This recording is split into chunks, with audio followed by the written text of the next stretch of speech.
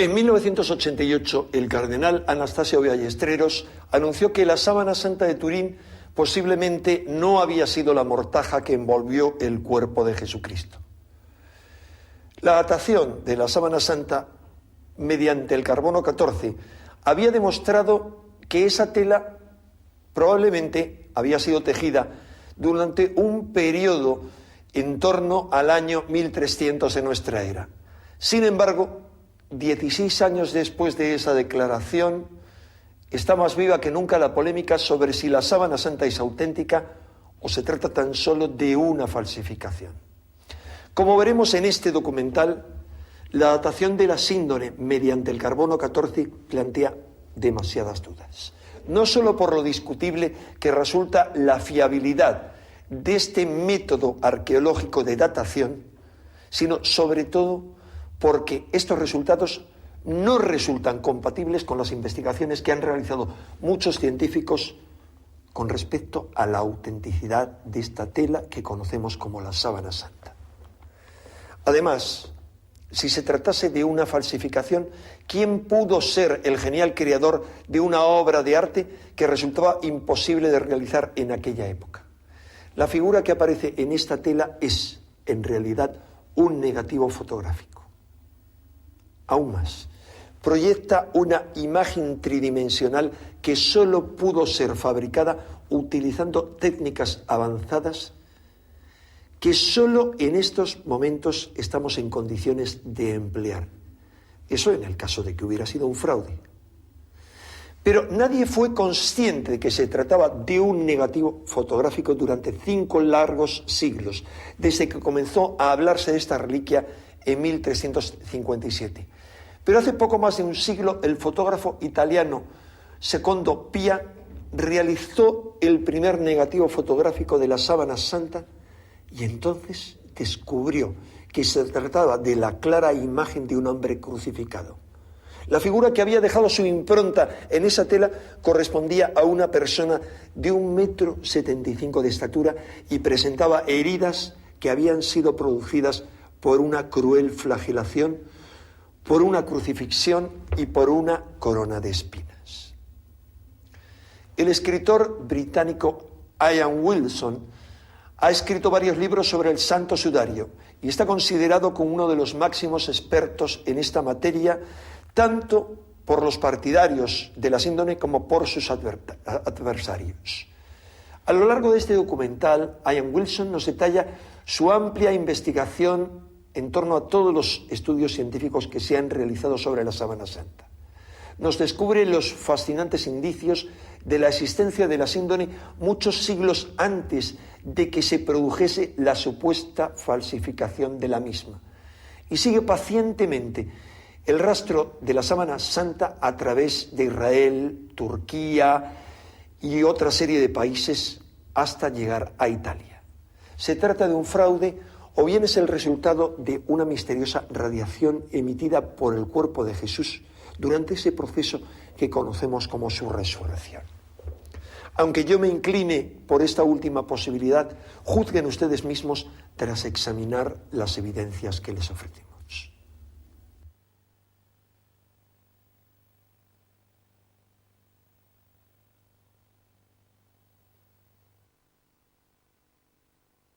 Lirey, un pequeño pueblo francés.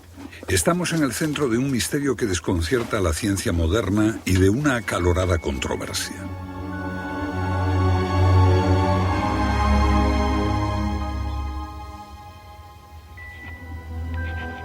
Debo comunicar, Santo Padre, que unos sacerdotes de Lirey, mediante engaños y poseídos por la pasión de la avaricia, consiguieron para su iglesia una cierta tela hábilmente pintada.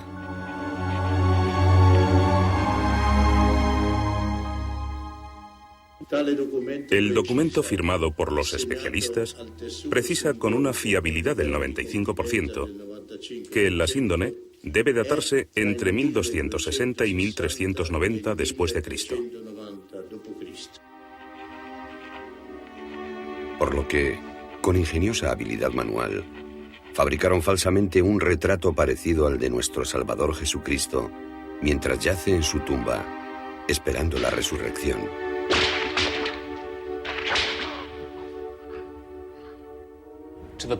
Estas antiguas piedras fueron testigos de la primera agonía de Jesucristo.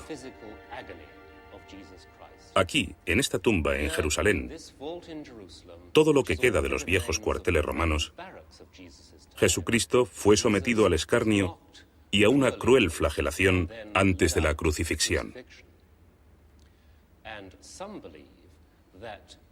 Según creen algunos devotos, la sangre derramada en este lugar impregnó un sudario que tiene 20 siglos de antigüedad, el sudario de Jesús.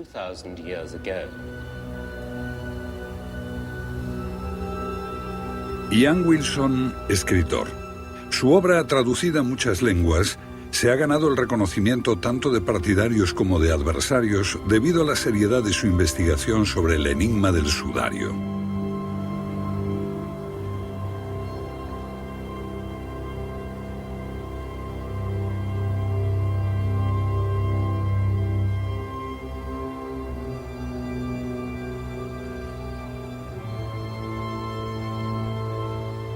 Esta antigua pieza de lino manchada y chamuscada por el fuego.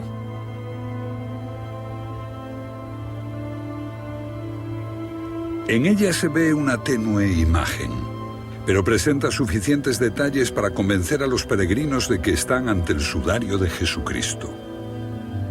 Manchas de sangre asociadas a unos pies clavados y a manos clavadas, una herida en el costado, un goteo de sangre que pudo ser causado por una corona de espinas y la espalda marcada por una brutal flagelación. Pero lo más convincente de todo es la expresión dramática del rostro descansando al final de tanto dolor.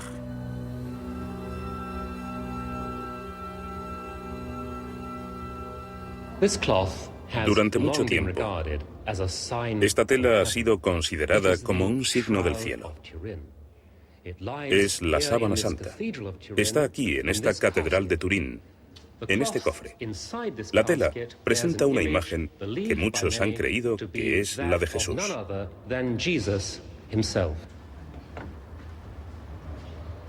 Un objeto de piedad que durante décadas fue sometido a investigaciones por parte de especialistas de todo el mundo. Lo que descubrieron fue más extraño que lo que cualquiera pudiera esperar antes de la investigación. La mayoría de estos hallazgos confirmaba la autenticidad del sudario. Hasta octubre de 1988, cuando el método del carbono 14 deshizo la magia de la sábana. El veredicto fue que era un fraude, una hábil falsificación sobre la cual un obispo medieval había advertido ya al Papa. Los científicos implicados en la prueba de datación dedicaron mordaces epitafios a los que aún creían que la sábana era auténtica. Hay, sin duda, gente que todavía cree que la Tierra es plana. Por supuesto, ninguna persona inteligente les hace caso. Estoy seguro de que con respecto a la sábana también hay ignorantes. Absolutamente, estoy 100% convencido. El veredicto de la ciencia provoca consternación entre los creyentes en la sábana e incluso enfado. Acusan al jefe de la investigación, el profesor de Oxford Edward Tait, de un complot contra la reliquia, de manipular los resultados del carbono 14 y de fraude. Muchos escritores están irritados con Tait y con sus métodos de investigación, la técnica del carbono que data la materia orgánica midiendo cuánta radiactividad ha perdido.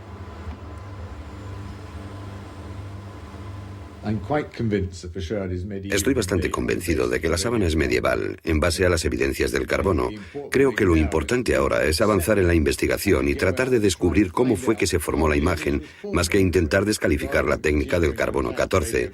Sea cual sea su edad, la sábana constituye un gran enigma. ¿Cómo se elaboró esa imagen?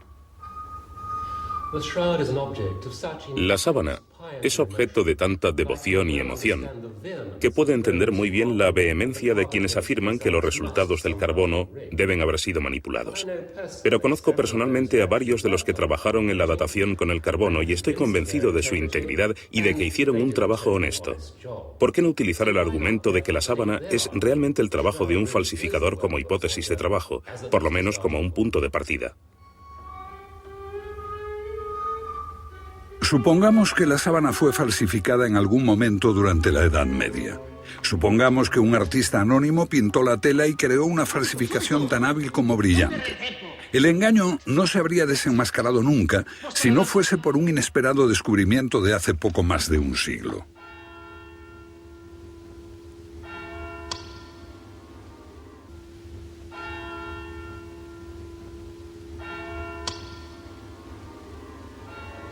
«1898. Un tiempo de progresos científicos que no deja lugar para la superstición. En todas partes, el frío escrutinio de la ciencia descubre la falsedad de las antiguas reliquias. La sábana ya no atrae a multitudes. Antes de desaparecer en los subterráneos de la catedral, un fotógrafo se encarga de fotografiarla para guardar la imagen en los archivos. Su nombre es Secundo Pía.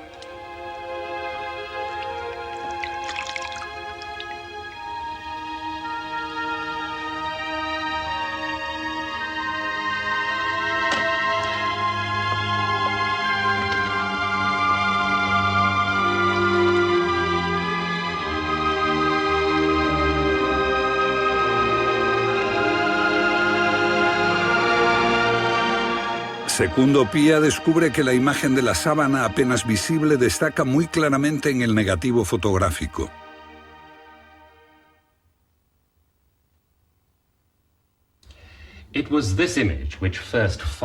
Fue esta imagen lo que despertó mi interés en la sábana. No como una reliquia, sino como una fotografía. Porque, ¿cómo pudo alguien crear un negativo como este 500 años antes de la invención de la fotografía? También fue esta imagen la que despertó el interés científico por la sábana. Un interés que fue en aumento, alimentando la creencia en su autenticidad hasta que las pruebas del carbono hicieron ver lo contrario. Según esas pruebas, es una falsificación. El trabajo de un artista extraordinario, pero algo falso.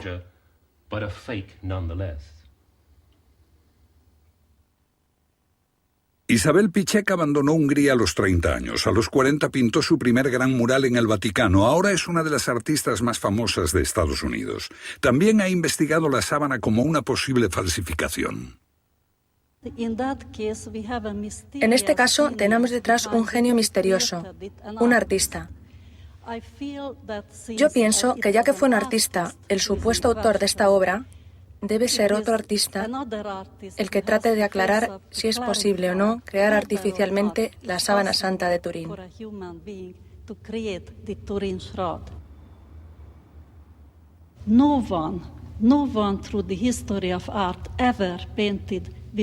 En la historia del arte, nadie ha pintado sin realizar un boceto, pero la sábana de Turín no tiene boceto. Esta es la primera gran sorpresa que nos produce la teoría de que estamos ante una falsificación.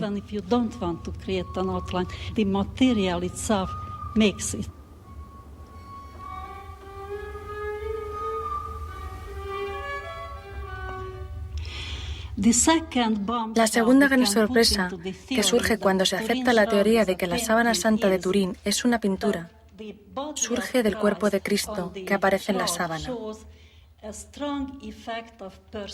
Hay un fuerte efecto de perspectiva, que en arte llamamos el escorzo. Escorzar quiere decir poner el cuerpo humano o un objeto entre unas intrincadas líneas geométricas de perspectiva.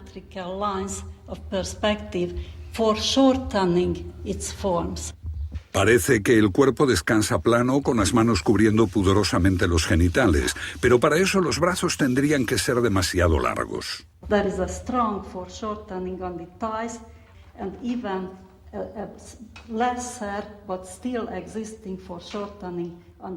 El cuerpo, como se ve en la sábana, parece yacer estirado. En realidad está combado como en la muerte en la cruz. Solo así podrían las manos cubrir los genitales. Lo que lo presenta plano es la perspectiva, pero los artistas del año 1300 no tenían ni idea de la perspectiva. Tampoco poseían nociones de medicina, ni de la dinámica de las heridas tal como estas aparecen reflejadas en la sábana. Marcas de la corona de espinas.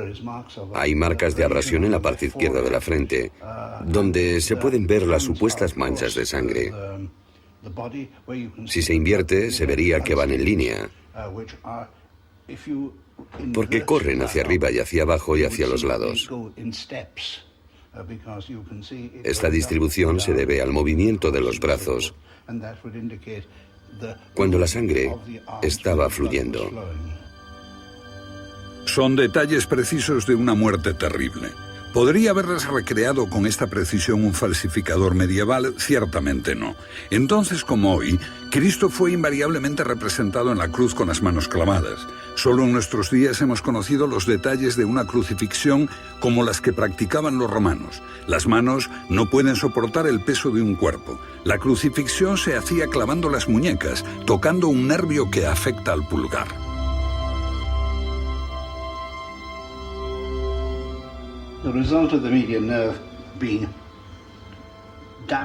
El resultado de dañar ese nervio con el clavo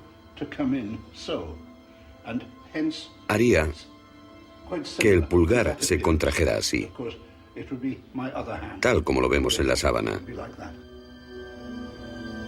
¿Podría alguien en la Edad Media conocer todos esos detalles? Si miramos la parte posterior de la sábana, veremos que hay marcas. Aquí, las marcas de la flagra, causadas por la flagra romana. Allí y allí.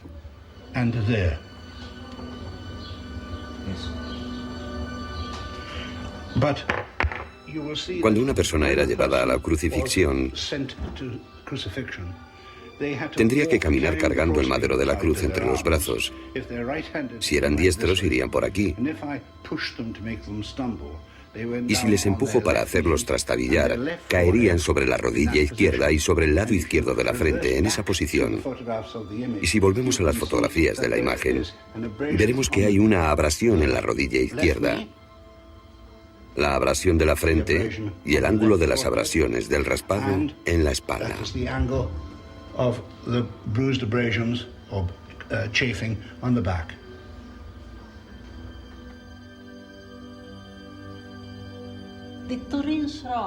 La sábana de Turín introduce una forma de pensar totalmente distinta, que ningún artista jamás podría alcanzar.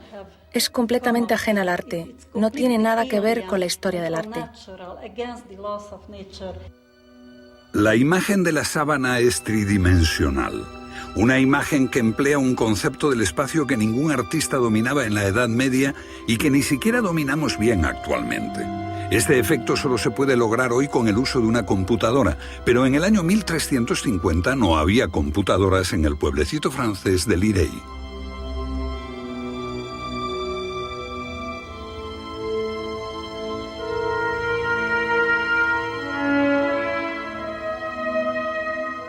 Lirey, Francia, una modesta iglesia y un puñado de casas, muchas de ellas desiertas. Crucé este puente por primera vez hace unos 5 años y ahora está más ruinoso que entonces. Pero a mi espalda hubo una casa fortificada o castillo que pertenecía al caballero local Geoffrey de Charny. Vivió en torno al 1350 y de pronto apareció como el primer propietario conocido de la más enigmática de todas las reliquias. Si a de Charny se le ocurrió la falsificación, esta tuvo que ser la obra de un genio sin parangón en la historia.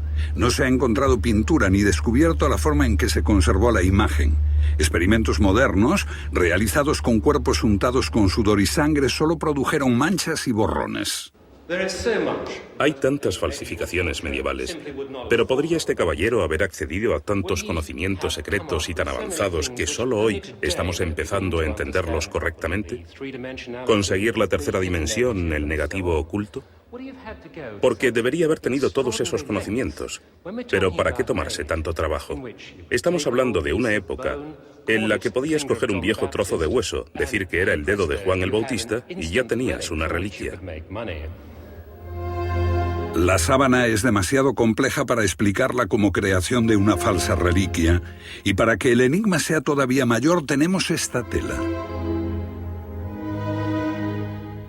Jamás se pensó en hacer una falsificación.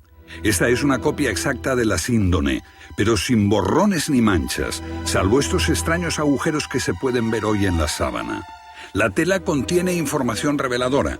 Entre otras cosas, sufrió un terrible accidente que estropeó para siempre la sábana original. La reliquia se salvó de un incendio por poco, pero algunas gotas de plata derretida dañaron la sábana que estaba dentro de un relicario de plata. El fuego explica las quemaduras que se observan hoy.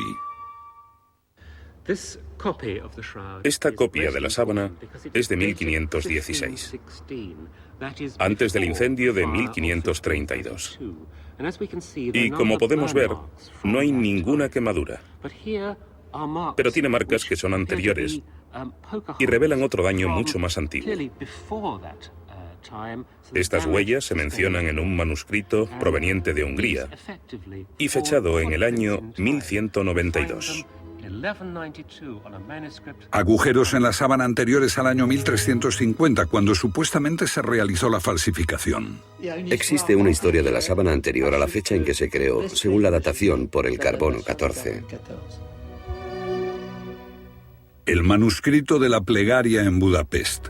Su artista dibuja a Cristo muerto con 4 dedos, como en la sábana.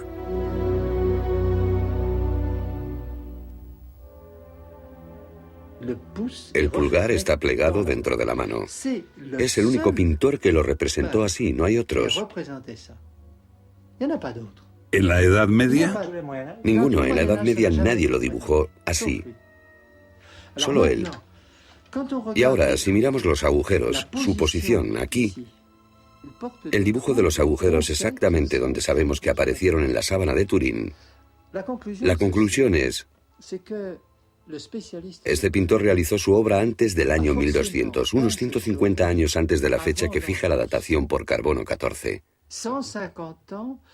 Ahora bien, no es posible agujerear una tela antes de que fuese cosechado el lino con que se elaboró. Y esto nos obliga, quizás, a reconsiderar la datación por carbono 14. Que nous soyons obligés de reconsidérer la datation du carbone 14.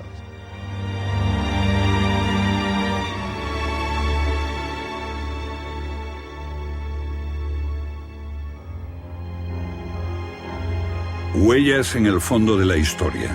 El norteamericano Alan Wanyor ha llevado a cabo un estudio especial. Advertimos que este cofre cuadrado que está justo ante nuestros ojos tiene una V colgando. Concluimos que esto debía ser una filacteria judía. Comparándola con una conocida filacteria del siglo I, descubrimos que, en efecto, las dos son muy similares. Esto es un modelo que hemos hecho para demostrar nuestra hipótesis. La filacteria se introducía en un pequeño cofre de cuero y creemos que la V es en realidad la parte delantera de esto, que ha sido cortado o abierto y está colgando como una señal de profanación. Podría haber sido algo parecido a lo que se observa en la frente con bandas alrededor de la cabeza. Este objeto era muy conocido y de hecho aparecen en muchas pinturas tempranas de Cristo. ¿Fue este de algún modo el modelo de la sábana? Wanyor descubrió docenas de semejanzas entre la sábana y este temprano retrato de Cristo realizado en el siglo VI, y también descubrió algo importante con esta moneda bizantina.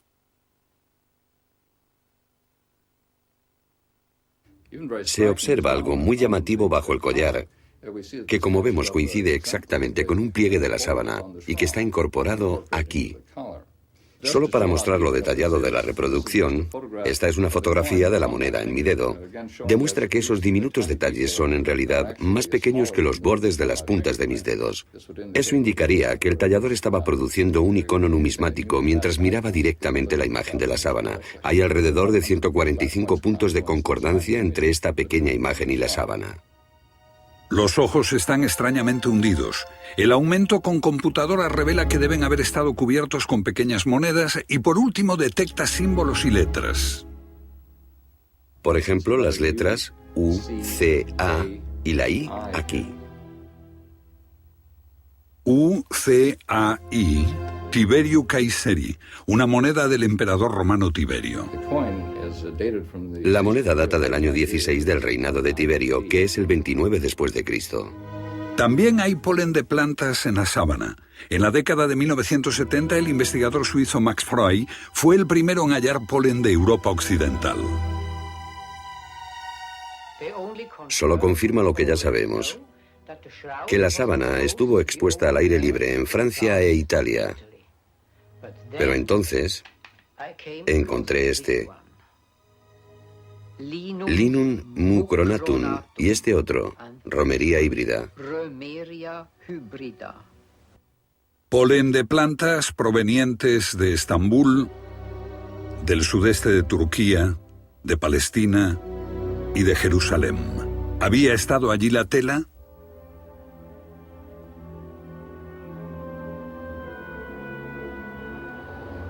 Si admitimos que la sábana no es una falsificación, que es auténtica, entonces el gran enigma es ¿por qué se descubrió tan tarde?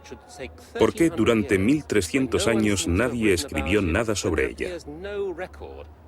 No hay rastros hasta que de pronto aparece el Lirey, Francia. Y más aún, se habla poco de ella en la historia previa, de modo que es posible que después de todo la historia de la sábana se hubiera originado aquí, en la ciudad de Jerusalén.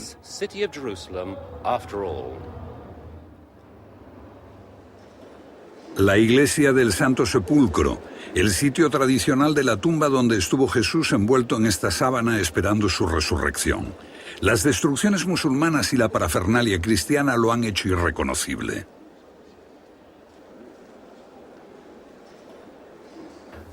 Probablemente no es la verdadera tumba donde fue enterrado Jesús, pero nos da una clara idea de cómo debió haber sido aquella.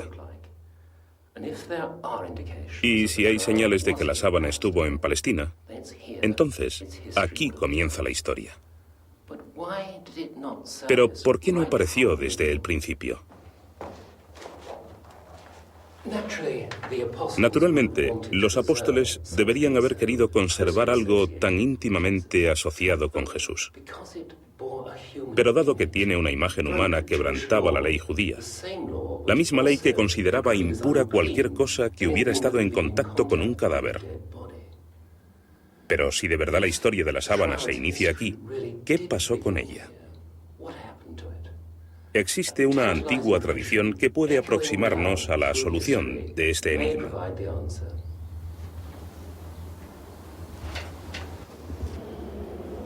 Un antiguo icono del Sagrado Rostro guardado con veneración por sacerdotes italianos.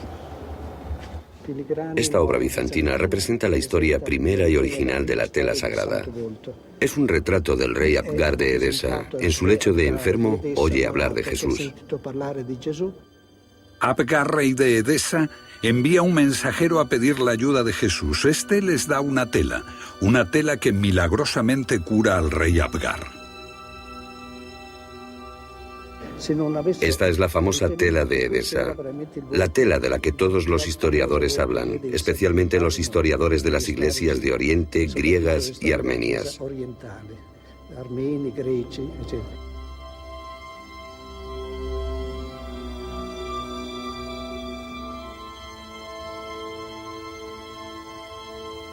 Una tela de la que habla toda la cristiandad de Oriente, pero se trata de la que recoge la imagen de Jesús. Pudo haber sido enviada la sábana a un rey de la lejana Edesa en los días de Jesús. La ciudad turca de Urfa. Los primeros seguidores de Jesús llegaron aquí cuando reinaba Abgar. Edesa fue la primera ciudad que se convirtió en cristiana. Después retornó al paganismo. Según relata la leyenda, los cristianos perseguidos ocultaron la tela en la muralla de la ciudad, donde permaneció olvidada durante siglos. Unos 500 años después se descubre por accidente, y el cristianismo la reconoce como no hecha por las manos del hombre, como la imagen de Cristo dada al rey Akbar. Esta es una temprana pintura bizantina que evoca ese episodio, pero curiosamente no está pintado el cuerpo entero de Cristo, sino solo su rostro.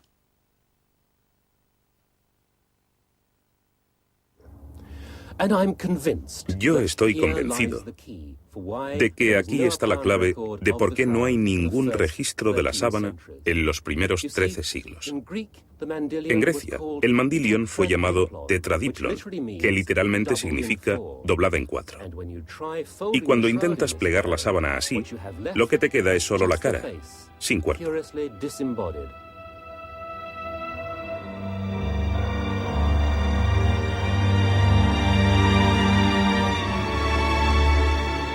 ¿Acaso fue plegada para disimular que era una mortaja? Se empezó a conocer en todo Oriente como el Mandilion, la reliquia sagrada de la cristiandad oriental.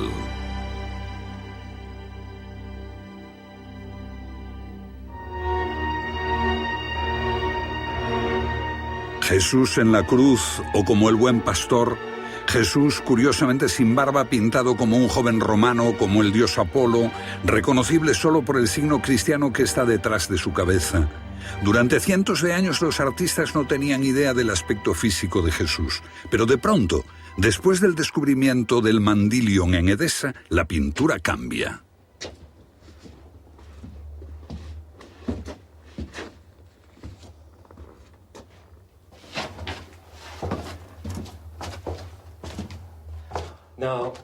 Este fresco es absolutamente fascinante.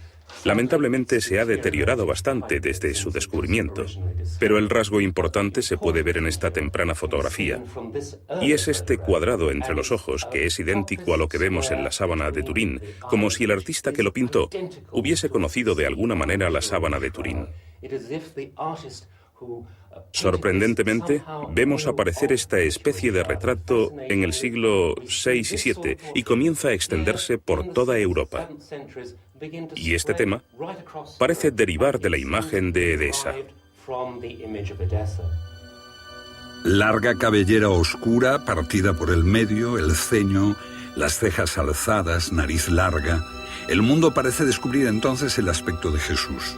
Un modelo que se mantiene hasta hoy, pero que aparece repentinamente en el siglo VI cuando se descubre el Mandilion en Edesa.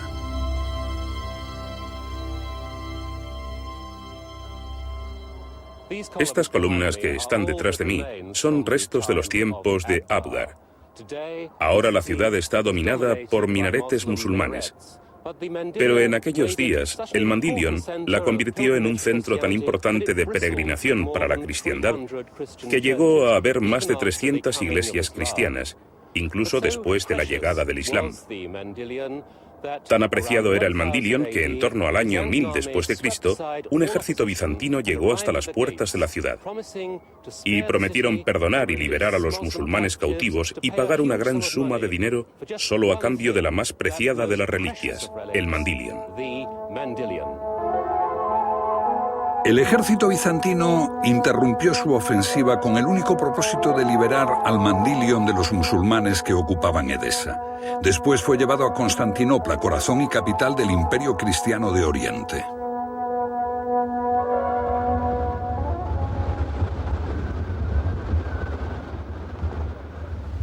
Estos rostros antiguos de fuerte mirada vieron al ejército bizantino cuando regresaba victorioso con el Mandilion a Constantinopla. Un escritor de la época nos legó esta descripción.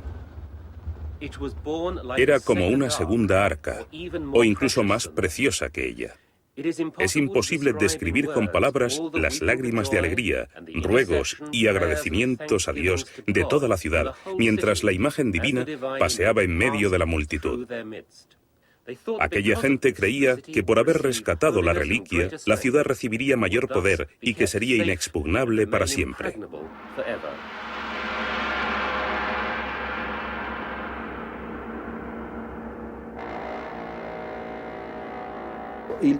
La gente creía que solo existía un rostro, porque esta tela de Edesa había estado doblada en 4. Era un tetradiplón. Se había recurrido a esta fórmula para que la imagen no fuese considerada un ídolo pagano, los cuales eran representados de cuerpo entero. Pero en la noche del 17 de agosto de 944, un monje que fue testigo de la llegada de la imagen escribió acerca del rostro y de la parte superior del cuerpo. Y tenemos otro testimonio. En esta descripción se dice claramente que la imagen de Edesa incluye el cuerpo entero de Cristo.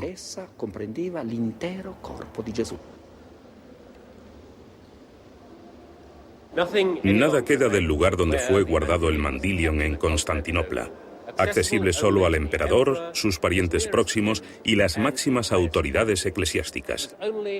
Solo en momentos de extremo peligro era expuesto ante el pueblo para darles confianza en la protección divina. En algún momento se mostró desplegada, con la figura totalmente visible. Un soldado francés que la vio nos ofrece esta descripción.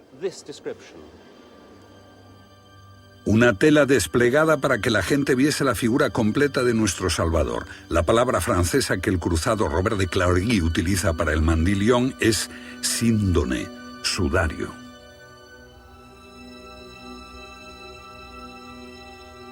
En el año 1203 llegó la hora más crítica de la ciudad. Robert de Clary formaba parte de un inmenso ejército cruzado acampado ante los muros de Constantinopla.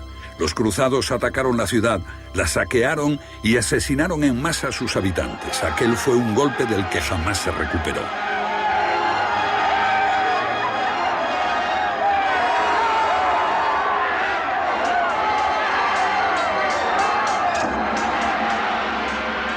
Constantinopla fue despojada de sus bienes y de sus posesiones más sagradas, y el mandilión desapareció sin dejar huella.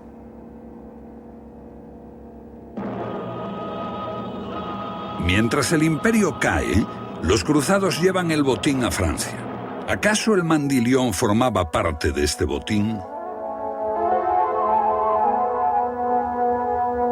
Como huellas del tiempo, nuevos ecos resuenan.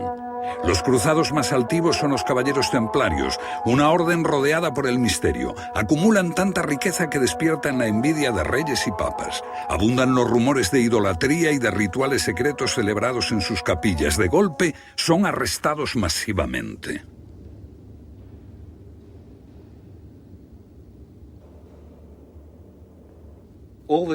Los templarios niegan la idolatría, pero en sus confesiones arrancadas bajo tortura lo admiten. Uno describe que adoraba una cabeza humana sin plata u oro, muy pálida y descolorida, con barba como la de los templarios. Otro dice, la cabeza tenía 4 pies, 2 delante y 2 detrás. ¿Intentaban describir con estas forzadas confesiones el mandilion o la sábana santa? Iba yo a coger algo de leña en el cobertizo. Entonces, de pronto, vi parte de esta cara. La cara que los caballeros templarios adoraban. La vieja señora Drew en Templecombe, Inglaterra, descubrió la única imagen que ha llegado hasta nosotros.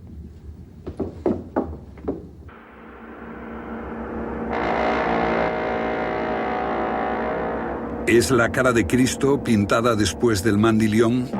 Ni siquiera bajo tortura ni en la hoguera, los templarios confesaron a quién pertenecía o qué representaba la imagen que adoraban.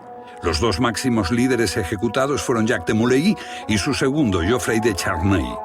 Geoffrey de Charnay, su nombre es muy parecido al del misterioso caballero que descubrió la sábana.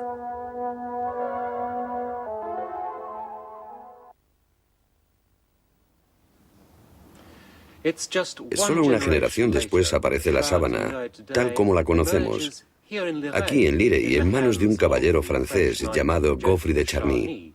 La similitud de ambos nombres es tentadora, aunque no podemos estar seguros. Podrían existir vínculos familiares entre él y Geoffrey de Charny, pero de una cosa sí podemos estar seguros. El Geoffrey de Charny que vivió aquí no era un oscuro caballero más de provincias que residía en un pueblo francés. Era alguien muy importante. Estaba relacionado con duques y reyes a través de su esposa. Su prestigio era considerable. Redactó las normas de caballería para Francia y murió en una batalla contra los ingleses con el singular honor de llevar en su brazo la bandera de Francia. Difícilmente pudo ser un hombre dedicado a urdir fraudes o fabricar reliquias falsas.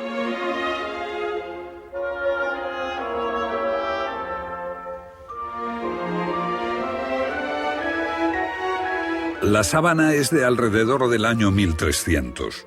Por lo menos según la prueba del carbono 14, un método que mide la edad de la materia orgánica mediante la radiactividad de este isótopo del carbono.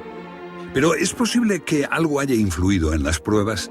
La frecuente manipulación del pasado, el fuego que la quemó en parte, ¿pudieron alterar los resultados?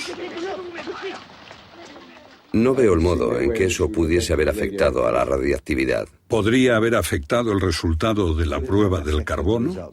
No que yo sepa.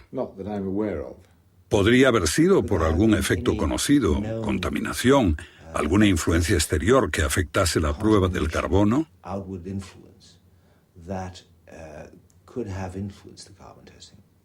No, que yo sepa. ¿Cómo puede estar tan seguro? No se puede estar seguro al 100%, pero yo lo estoy al 99%.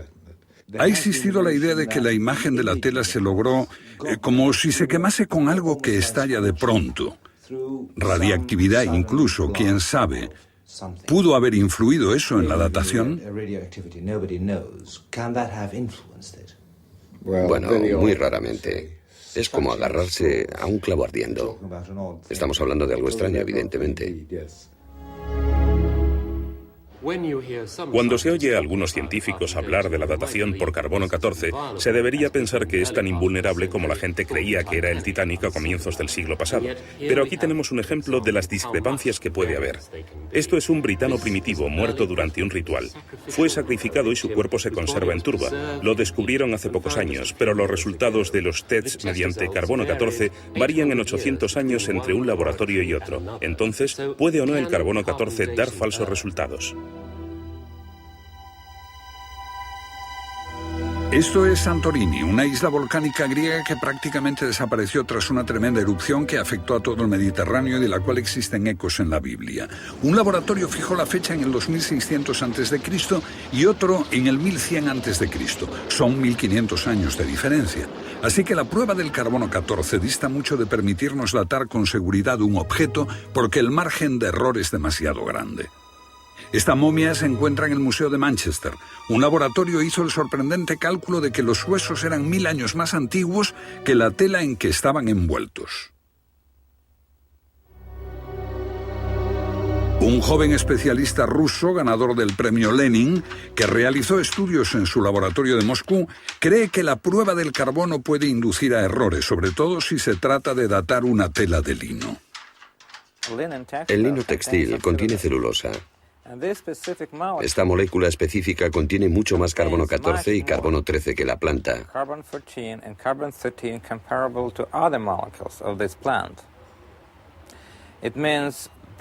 Esto quiere decir que el proceso de fabricación del lino químicamente supone un enriquecimiento inmediato con carbono 14 y carbono 13.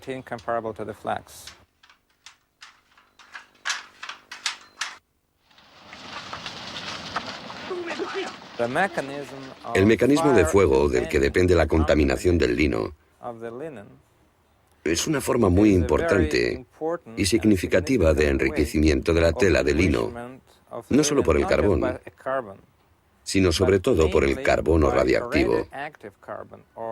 Obviamente habría tenido un impacto muy esencial en cualquier cálculo de datación basado en estimaciones del carbono 13 y 14 que contuviese la tela. Tenemos información suficiente como para justificar de sobra el escepticismo respecto a las conclusiones sobre la datación de la sábana publicadas en Nature en 1989. Y creemos, por los experimentos que hemos realizado y nuestros conocimientos, que la verdadera edad de esta reliquia es anterior al año 1390, que le concedió la prueba de datación.